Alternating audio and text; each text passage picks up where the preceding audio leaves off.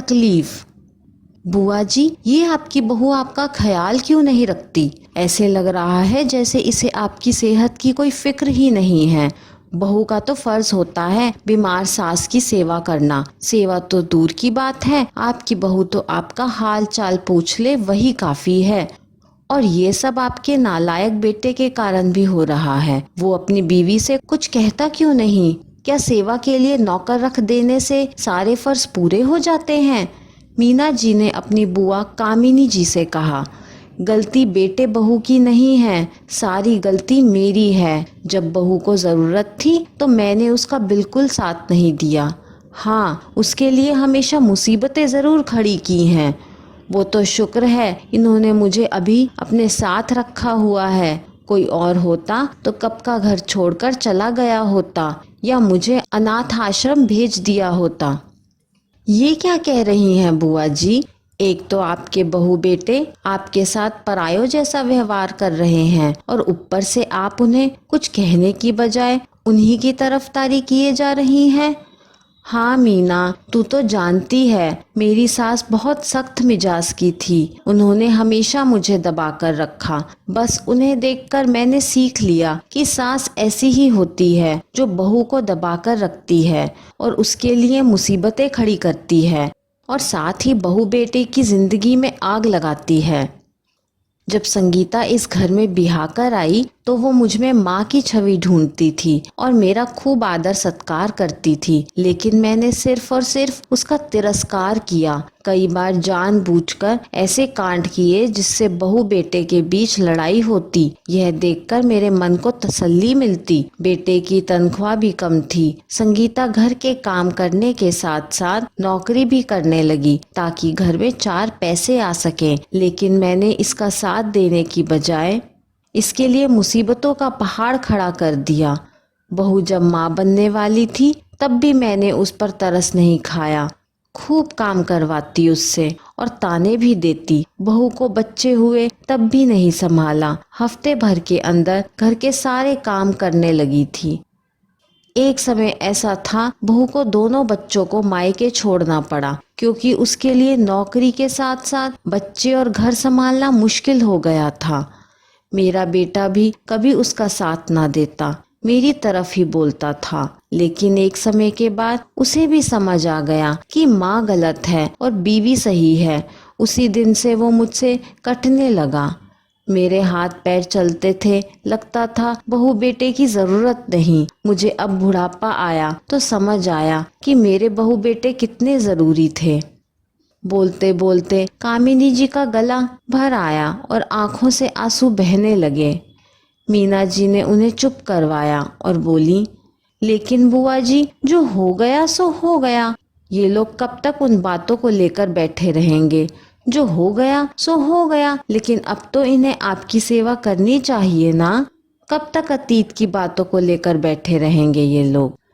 मीना, दूसरों के लिए कहना आसान है, जिस पर बीतती है उसे ही पता होता है। ये जो बता रही हूँ ये चंद बातें हैं, हकीकत इससे भी बुरी है। मैं बहू बेटे के मन से उतर चुकी हूँ। हर बार माफी देना आसान नहीं होता। मैं इनसे कई बार माफी मांग चुकी हूँ, लेकिन बेटा ही कहता है, अम्मा अब माफी मांगने से क्या होगा? जब जरूरत थी तब तुमने कोई सहायता नहीं की, अब जरूरत तुम्हें है तो तुम भली बनने का नाटक कर रही हो। मीना, मेरी माफी में आज भी स्वार्थ छुपा हुआ है, इसलिए माफी भी नहीं मिल रही। मैं तुझे बस इतना समझाना चाहती हूँ, जो गलती मैंने की तुम मत करना।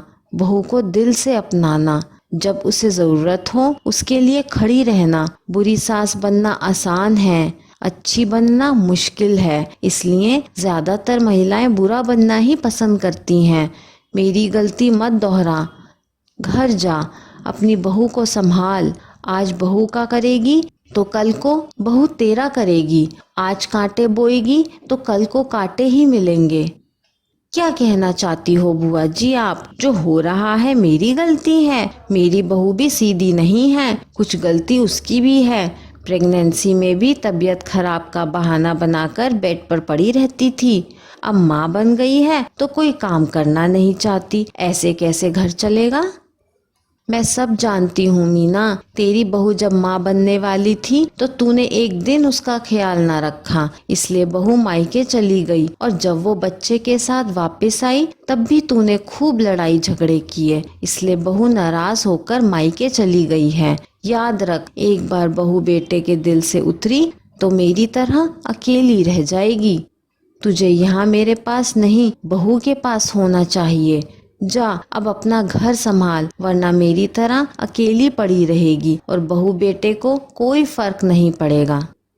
बुआ की बातें सुन मीना जी तुरंत घर के लिए निकल गईं। कामिनी जी की बातों ने मीना को आईना दिखा दिया। अब तक वो बहू के साथ क्या कर रही थी, क्यों कर रही थी, इसका उसे अंदाजा भी नहीं था। आज बुआ की बात सुनी तो अपनी गलती समझ आई। खुद को एक बार बुआ की जगह रखकर सोचा तो रूह कांप गई। वो बुढ़ापे में घर के ऊपर वाले कमरे में अकेले अपने बेड पर पड़ी थी। बहू बेटा नीचे रहते थे, लेकिन कभी हाल पूछने भी नहीं जाते थे। एक सेविका थी जो सुबह शाम उन्हें संभाल जाती थी और खाना खिला जाती थी। ना बुढ़ापे में उनसे कोई बात करने वाला था, ना कोई उनकी फिक्र करने वाला। यही सब सोचते सोचते मीना जी अतीत की गहराइयों में खो गईं और उन्हें वो समय याद आया जब बहू ने उन्हें खुशखबरी दी थी। बहू को कुछ भी खाया पिया पचता नहीं था, पूरा दिन उल्टियां करती थी, कुछ भी खाती तो तुरंत गिरा देती। कई बार कमजोरी के कारण चक्कर खाकर भी गिर पड़ी, लेकिन उन्हें महिला होकर भी बहू की हालत समझ न आती। उन्हें ये सब नाटक ही लगता था। बहू कमरे में लेट जाती तो उन्हें लगता ये उनके काम न करने के बहाने हैं। मीना जी से परेशान होकर बहू ने अपने मायके वालों को बुला लिया और वो उनके साथ चली गई। बहू की डिलीवरी भी मायके में हुई और उसने प्यारी सी बेटी को जन्म दिया। 1 महीने बाद बहू लौटी, तब भी मीना जी के व्यवहार में कोई बदलाव न आया। बहू से सारे काम करवाती और बच्चा संभालने में उसकी कोई मदद न करती। बहू फिर से परेशान होकर मायके चली गई। बहू के जाते ही बेटे ने सारा इल्जाम अपनी माँ पर डाल दिया और उनसे बात करना भी बंद कर दिया। कुछ समय बाद बेटे ने किराए का मकान देख लिया और अपनी बीवी बेटे संग वहाँ रहने लगा। मीना जी को ज्यादा फर्क नहीं पड़ा। उन्हें लगता था उनके हाथ पैर चलते हैं और पेंशन आती है तो उन्हें किसी के साथ और सहारे की जरूरत नहीं है। लेकिन बुआ की हालत देख उनके खुद के विचार बदल गए। यही बात सोचते वो बहू बेटे के घर पहुंची, दोनों से माफी मांगी और अपनी पोती को भी सीने से चिपका खूब लाड लड़ाए। बहू बेटा आना नहीं चाहते थे तो मीना जी उनके साथ वहीं रहने लगी। माँ के व्यवहार में बदलाव देख बहू बेटा भी खुश हुए और वो घर लौट आए और उनके आने से घर की खोई खुशियाँ भी लौट आईं। कुछ समय बाद कामिनी जी तो इस दुनिया से चली गईं, लेकिन वो जाते जाते अपनी भतीजी को सही राह दिखा गईं, जिससे उसका घर फिर से आबाद हो गया। ये कहानी आपको कैसी लगी मुझे कमेंट करके ज़रूर बताइए। कहानी पसंद आई हो तो लाइक, शेयर और चैनल को सब्सक्राइब करना ना भूलें। कहानी सुनने के लिए आपका बहुत बहुत धन्यवाद।